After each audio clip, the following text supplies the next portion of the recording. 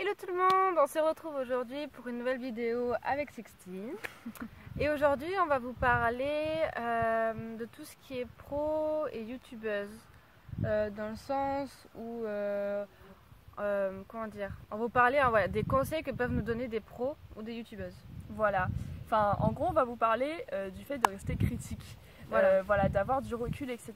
Parce que, comme on va vous le raconter, parce qu'on a eu pas mal d'expérience dans ce domaine-là, c'est pas parce que quelqu'un a de l'influence, est suivi par des gens, ou alors c'est pas parce que quelqu'un a un diplôme ou un certain nombre de galops que ça veut dire qu'il a la science infuse avec les chevaux. De toute façon, personne n'a la science infuse avec les chevaux. C'est pour ça qu'il faut vraiment rester critique, je pense. Si, moi je l'ai. Sauf Lydie, pardon, excusez-nous. Mais c'est vrai que sinon Lydie, personne n'a la science infuse avec les chevaux et du coup voilà, faut pas prendre pour argent comptant tout ce qui est dit, même si c'est votre moniteur qui le dit. Oui, exactement. Est-ce que tu as des anecdotes à raconter? Oui, j'ai été dans un centre équestre où la monitrice par exemple, elle pensait vraiment tout savoir niveau éthologie, mais vraiment tout, et en fait pendant un an, elle nous a tout montré, vraiment tout ce qu'elle savait. Et un an après, elle a arrêté. À la place de faire son cours, elle allait fumer. Ça, c'était des répétitions, mais elle se disait, comment dire, chuchoteuse, non? Non, maintenant, attends, elle se dit éducateur d'homme de cheval. Waouh! Déjà la modestie, elle est écrite en gros sur son front. Déjà. C'était ouais, non mais toi, non, pas du tout.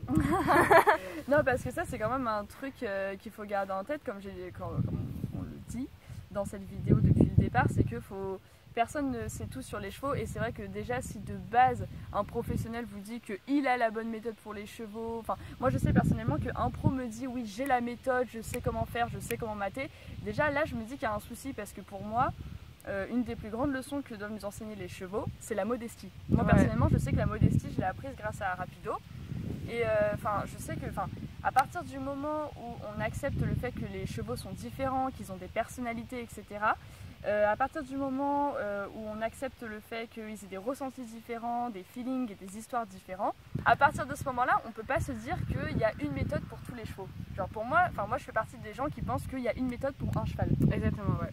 Donc à partir de là, pour moi, un professionnel qui dit tout savoir sur les chevaux et avoir une méthode qui marche avec tous les chevaux, pour moi déjà de base, je perds un peu confiance dans le type, tu vois. Malgré que même si certains chevaux se ressemblent, c'est jamais la même méthode. Non. Mais de toute façon, je sais plus qui m'a dit ça. Peut-être que c'est dans un film, franchement j'en sais rien. Mais il y a toujours un cheval qui saura te remettre à ta place. Oui. Le jour où tu te dis je sais tout, j'ai tout fait, etc. machin, il y aura toujours un cheval qui viendra sur ton chemin et qui bousculera tout et qui te dira bah non Coco, t'as encore des trucs à apprendre. Il y a pas un film qui est comme ça. Ah si, Danse avec lui. Ouais, Danse avec lui, la femme est persuadée qu'elle veut absolument monter dès le premier cours, et en fait elle a une belle leçon de vie, cette femme. Ouais, on ne vous en dira pas plus, allez le voir. Mais qu'est-ce que je veux dire? Non mais surtout que, je sais pas pour toi, mais moi j'en entends tout le temps genre des phrases de petites qui disent oui mais moi ma monitrice elle m'a appris les choses comme ça, oui mais moi ma monitrice m'a toujours dit que, oui mais moi mon moniteur pense que, à un moment donné, après c'est normal qu'on apprenne selon les dires de notre instructeur, parce que c'est notre instructeur comme je viens de le dire, donc forcément on apprend selon sa méthode et tout, mais justement moi je pense que l'équitation c'est plus qu'une vision quoi, genre il y a tellement de visions de l'équitation que c'est con. Franchement, moi je trouve ça con, personnellement, et très réducteur de se dire, il n'y a qu'une méthode. Surtout que le jour où vous tombez sur un cheval sur qui cette méthode ne marche pas, vous vous retrouvez comme un con. Vous aurez beau avoir galop 7 ou galop 5 ou n'importe quel galop, vous allez tomber bas. Hein. Ouais, ça c'est sûr. Ouais. Non, je pense vraiment que un des trucs qui m'a vachement aidé, moi, c'est que niveau centre équestre, j'en ai vu en fait. C'est ça. J'en ai vu, attends, je vais les compter vite fait. Pays Basque, 7. 7 sans compter mon lycée de Nérac.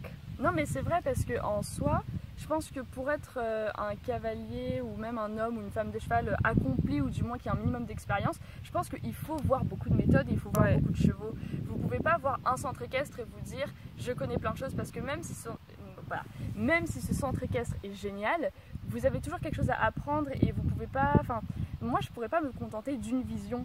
Ouais, non, c'est vrai. Mais à Nérac, ils étaient comme ça. Ceux qui étaient dans ma classe, c'était ouais, moi, dans mon centre équestre, nanana, moi, je fais comme ça. Et c'est des chevaux qui sont complètement différents des chevaux de club à Nérac.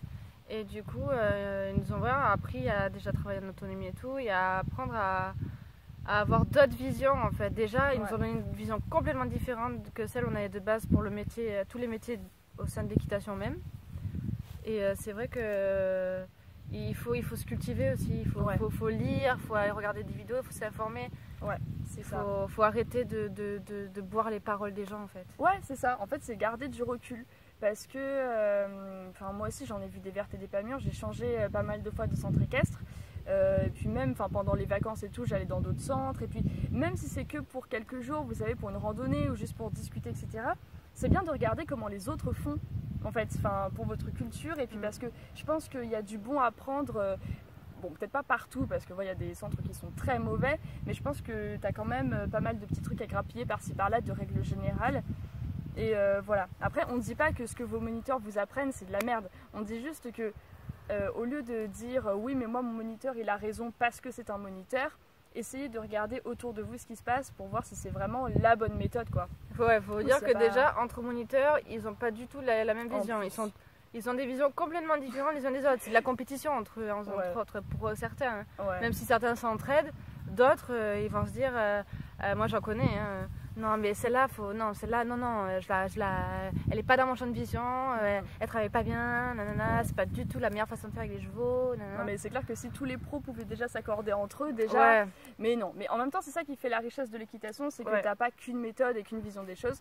Mais par exemple, moi dans les différents clubs parisiens où je suis allée, j'ai vu vraiment des trucs. Enfin, franchement, c'est pour ça qu'avec avec Clémence, on est assez sceptique en fait quant à l'appellation pro, parce que en fait, pour nous, un diplôme, ça veut vraiment rien dire en fait sur l'amour et le respect que tu portes aux chevaux. C'est pas parce que tu as fait une formation que ça veut dire que tu respectes et que tu aimes les chevaux. Parce que franchement, on en a vu mais des vertes et des pas mûres quoi. Genre entre les moniteurs qui frappent les poulains parce qu'ils veulent pas rentrer dans le gué alors que c'est la première fois qu'ils le voient. Donc du coup, au lieu, je sais pas, de désensibiliser, de redescendre à pied, etc. Bah non, ils préfèrent frapper avec la cravache ou alors se mettre tous ensemble derrière pour le taper sur le cul. Entre les moniteurs qui, pour amuser la galerie ou dragouiller un petit peu des cavalières, qui prennent des Shetland et qui les lèvent par les postérieurs ou les antérieurs, je te jure, mais je l'ai vu aussi. Ouais. Hallucinant, mais hallucinant. Et après, ça se dit professionnel du cheval, et après ça se dit amoureux des chevaux surtout. Enfin, franchement, je trouve ça. Ou même entre les moniteurs qui vous disent que un cheval ça doit vous obéir, qu'ils n'ont pas à faire ça, et qu'ils cherchent pas à comprendre plus loin que le bout de leur nez, etc. Enfin, pour moi, l'appellation pro, franchement, c'est vraiment plus gage de qualité en fait. Surtout quand tu passes un examen, que tu connais que toi-même tu connais le cheval et que celui qui le monte et vient d'un autre établissement, le jeune cheval ne passe pas l'obstacle, il se prend mais de ses coups d'éperon dans le bide et il a eu son examen. Voilà. Le cheval, je ne l'ai jamais vu autant en écume qu'il a été. Voilà. Et il est descendu, le temps qu'il passe son oral, tu vois. Donc je l'ai brossé et tout. Il est revenu, il a pris le cheval pour aller le doucher, même pas merci, rien. Et en plus de ça, il fait non mais tu peux sortir de mon box s'il te plaît. Non mais déjà tu dis merci, de deux tu donnes, je sais pas, tu remercies ton cheval. Je sais pas, non mais il avait des traces et il a eu son diplôme quoi. Mais de toute façon, rien que si on prend l'exemple Olympe et Rapido, avant qu'on vienne s'en occuper, t'as une monitrice qui est venue les voir et qui a jugé qu'ils étaient dangereux, sauvages, irrécupérables et immontables. Alors, ok, c'est pas des chevaux parfaits et ok, c'est des chevaux un peu compliqués, ça c'est vrai, mais ils sont loin d'être dangereux. Enfin, je veux dire, Annie, Clémence, Lydie et moi, on les travaille, etc., que ce soit monté et à pied. Enfin voilà, et pourtant c'est une vraie monitrice diplômée qui a dit ça. Et puis sinon, enfin même. Et que je connais. Et que tu connais. Et en plus de ça, c'était quoi que je voulais citer comme exemple? Je ne sais plus. Si. C'est une de mes meilleures amies qui récemment a retrouvé, qui a retrouvé une jument qu'elle avait en DP et avec qui elle a fait énormément de choses. C'est une jument qui est très compliquée, qui est très caractérielle, qu'elle a retrouvée. Donc en ce moment, elle est chez une propriétaire qui est très consciencieuse, qui est très cool, qui est vraiment au petit soin pour la jument. Mais avant, la jument est passée de main en main, dont celle d'un maréchal ferrant, donc qui est quand même un professionnel diplômé. qu'il a battue au fil de barbelé. Je sais pas si vous vous rendez compte. Et après, cette jument avait des dents de loup que l'actuel propriétaire a fait enlever. Mais avant ça, elle a appartenu à une dentiste équestre, donc qui est diplômée, pareil, etc., qui exerce et tout, qui n'a même pas su voir que sa propre jument avait des dents de loup. C'est impressionnant. Non mais enfin, c'est pour vous dire que être professionnel, ça veut pas dire qu'on est génial et qu'on fait tout bien et qu'on a une bonne vision du cheval, parce que franchement, enfin, moi j'en entends tout le temps des histoires comme ça. C'est comme, tu sais, les moniteurs qui se cachent derrière l'appellation éthologue, tu sais, alors qu'en fait, il n'y a rien d'éthologue dans ce qu'ils font, tu sais, enfin d'éthologique. Non mais n'importe quoi. L'éthologie qui, on le rappelle, est l'étude du... Ah, tequila qui, on le rappelle, est l'étude du comportement des animaux, et donc là, dans le cas précis des chevaux, mais comment vous dire que là, il n'y a plus rien d'éthologique dedans? Non, des gens se croient tellement... je sais faire ça, du coup je fais de l'éthologie. Non, c'est... Non. J'ai un diplôme, du coup je suis éthologue, non, enfin, en tant que... Non. Tu peux pas dire que tu es éthologue juste parce que tu as un... Non. Bon, ok, d'accord. T'as un papier qui te dit que t'es éthologue, mais si franchement tes méthodes ou quoi, ou non, franchement, à part les grands qu'on connaît, enfin je veux dire. Non mais de toute façon pour moi c'est très simple, genre pour moi un homme ou une femme de cheval ça se mesure pas, ça se voit pas à un petit diplôme ou à un galop ou à ce que vous voulez. Pour moi ça se voit au comportement qu'il adopte vis-à-vis des chevaux directement. Et surtout de la vie. Enfin, sur un bon morceau de sa vie quand même. Ah bah ça c'est sûr. Parce sur sa carrière on va dire. Ça c'est clair et net parce qu'on peut pas dire qu'on est homme de cheval ou quoi que ce soit au bout de 3 ans quoi. Les chevaux, il faut des années pour bien savoir monter, pour apprendre à les connaître, etc. Machin, et dans un autre cas de figure, alors là c'est complètement contraire, il y a les youtubeurs et les blogueurs. Ouais. Parce que sur le coup c'est pas des pros, parce que t'en as qui sont coachs et moniteurs dans le lot, mais la plupart c'est des amateurs. Et, oui. C'est pas parce que voilà on fait des vidéos, c'est pas parce que vous voyez des vidéos de youtubeuses ou youtubeurs, parce qu'il y a des garçons aussi, qu'il faut croire et voilà boire les paroles comme on dit tout à l'heure. Parce qu'ils disent ça, c'est pas parce qu'on vous dit ouais nous on a fait ça avec les chevaux que pour vous ça va marcher. Peut-être quand vous dites des choses et peut-être que c'est pas vrai en fait. Ouais, vous savez pas. Faut se dire aussi que entre les vidéos et la réalité il y a quand même un décalage qui est plus ou moins important, mais il y a un décalage. De toute façon rien que la perception de la vidéo, il y a un décalage. Mais il faut pas oublier que c'est du... Comment dire? Du virtuel. Ouais voilà, faut pas oublier que c'est du virtuel en fait. En soi, vous ne connaissez pas. Vous connaissez pas les gens qui font ces vidéos. Mais surtout que dans les vidéos, ce qu'on peut vous montrer, ça a l'air facile, alors que souvent ça a nécessité des années de boulot, etc. Et au-delà de ça, comme l'a dit Lydie, c'est pas parce que quelqu'un est suivi par beaucoup de gens que, encore une fois, ce qu'elle dit est qualitatif en fait. Enfin, je veux dire, combien de personnes sont suivies par des milliers de gens, que ce soit youtubeurs ou des pros ou plein d'autres personnes, et pourtant leurs méthodes sont complètement contestées, leurs dires sont complètement contestés, etc. C'est pareil, il faut garder du recul sur tout ce qu'on vous montre, surtout qu'à l'heure actuelle, on a la chance d'avoir Internet. Et avec Internet, tu peux tout comparer, tu peux tout étudier, tu peux tout regarder. Genre moi, c'est tout le temps ce que je fais. C'est tout le temps ce que je fais. Enfin, quand je découvre une méthode, je vais regarder et des avis positifs et des avis négatifs pour me faire mon propre avis en fait. Ouais. Ah oui, faut se cultiver. Voilà, c'est ça. Si vous voyez par exemple un truc, mais vous allez dire pour faire mon avis, je vais aller regarder des articles, je vais essayer de, je sais pas, lire un livre ou demander un avis à plusieurs personnes. Enfin, faut pas rester dans une ligne droite en fait. C'est pas parce que quelqu'un a dit ça que c'est exactement ça en fait. Ouais, c'est ça. C'est pas parce que par exemple quelqu'un dit pour faire cet exercice il faut s'y prendre comme ça qu'avec votre cheval ça va marcher. Voilà. Tous les chevaux sont différents encore une fois. Voilà, c'est exactement ce que j'allais dire, c'est que encore une fois on le répète, mais à partir du moment où vous vous acceptez, vous admettez que chaque cheval est différent, vous pouvez pas. En fait c'est bizarre parce que d'un côté les gens, t'as plein de gens qui disent oui mais chaque cheval est différent, etc. machin. Et de l'autre côté, dès que tu fais pas l'exercice selon une méthode qui est plus ou moins populaire, plus ou moins connue, tout de suite ils vont te dire mais non, faut pas faire comme ça, ou alors tu devrais faire comme un tel, ou alors mais faut pas s'y prendre comme ça, alors que encore une fois chacun fait ce comme il veut parce que de toute façon les chevaux ils ont pas les mêmes objectifs, on n'a pas les mêmes objectifs de travail, etc. machin, donc de toute façon on peut arriver à faire un exercice avec un cheval mais en l'apprenant d'une autre manière. Ouais, en plus. Il y a plein de méthodes différentes. Regardez, on a tous appris à marcher, mais on n'a pas appris exactement le même temps pour apprendre à marcher. J'adore, toi t'as toujours des comparaisons super philosophiques. C'est vrai. C'est vrai, on n'a pas appris à marcher pareil, pas dans la même durée de temps. Enfin, on est tous, voilà, les chevaux, c'est des êtres humains, enfin des êtres vivants en soi. Ouais. Et tout le monde est différent. Mais c'est vrai que c'est marrant parce que les chevaux sont censés apprendre l'humilité encore une fois. Mais c'est marrant de voir à quel point les cavaliers sont des gens prétentieux de règle générale. Ouais. Il y a beaucoup d'ego dans le monde de l'équitation et surtout parmi les pros, je trouve, ou du moins à partir d'un certain niveau. Après, ça veut pas dire qu'ils sont tous comme ça, hein. Je veux dire, t'as des gens qui sont vraiment très humbles et vraiment... qui ont un parcours impressionnant. Mais après, c'est vrai que genre parmi les monos, etc., machin, pour le moment, j'ai surtout rencontré des gens pète sec qui pètent le cul, quoi. Je me rappelle, moi, quand je me suis entraînée pour passer mon test d'entrée à un BPGEPS. Ouais. Du coup, c'est pour devenir monitrice d'équitation. Je m'entraînais avec ma monitrice, nana, et elle était tout le temps en train de me dire ah, mais bouge-toi, de toute façon, moi je m'en fous, moi je l'ai mon diplôme, si tu veux pas, t'as qu'à arrêter, abandonne, nanana et tout. Et le jour du test, elle m'en avait mis plein la gueule, pareil. Et juste parce que elle, il fallait que je me fasse bien voir parce que tout le monde la connaissait à elle, parce qu'elle avait son diplôme et que. Enfin, je sais pas, j'étais une de ses élèves. Normalement, elle devrait me soutenir, être contente pour moi.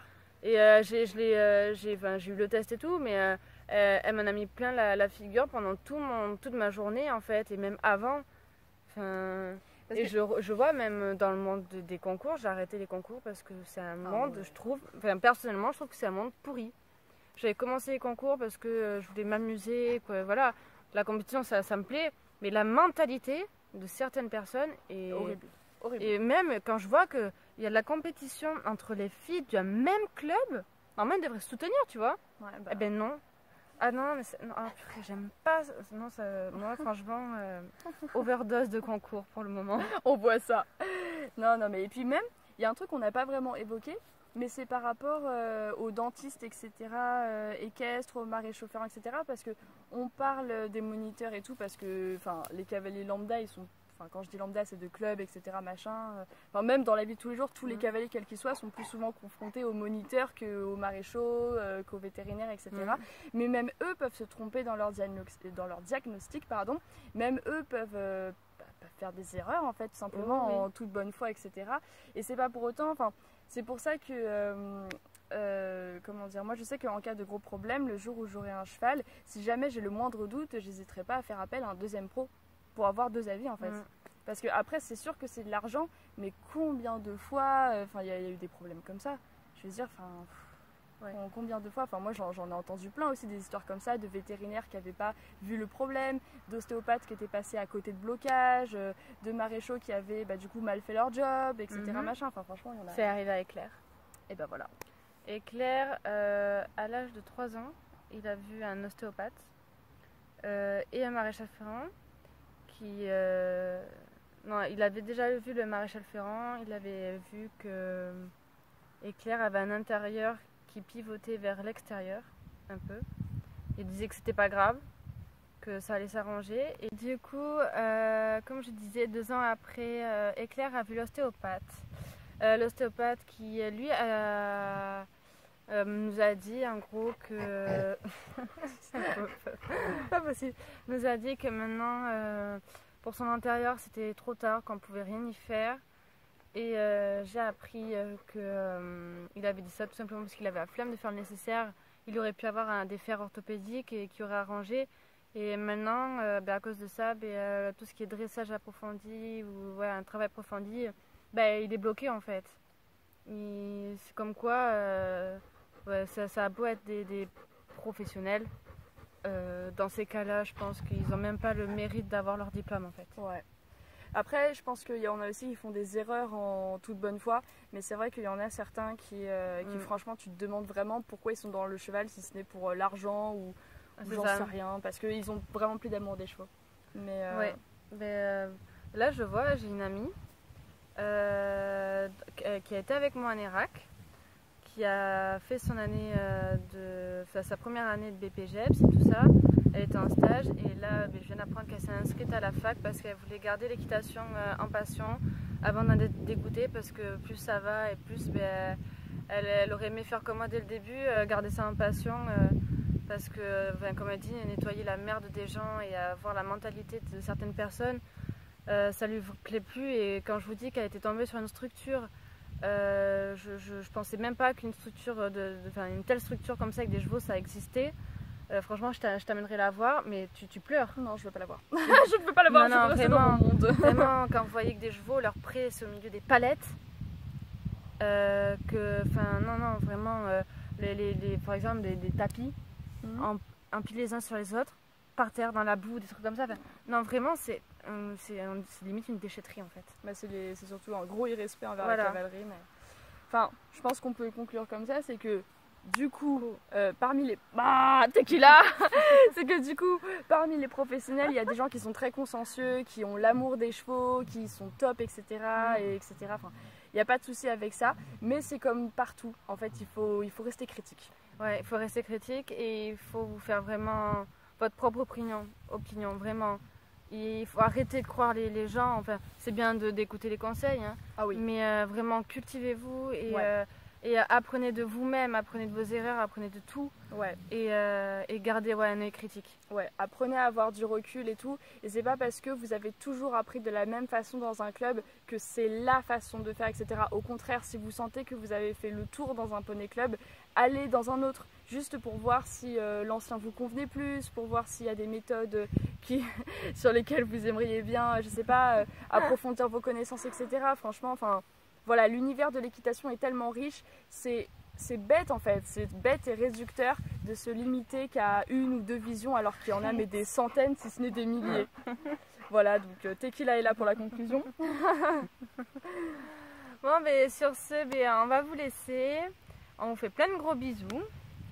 Et on espère que ça vous a plu. Ouais, on espère que ça vous a plu. Mais comme toujours, mettez en commentaire vos avis. Si vous avez des questions. Et si vous avez vécu des trucs pas cool ou cool au contraire avec des professionnels. Donc voilà. Kiss.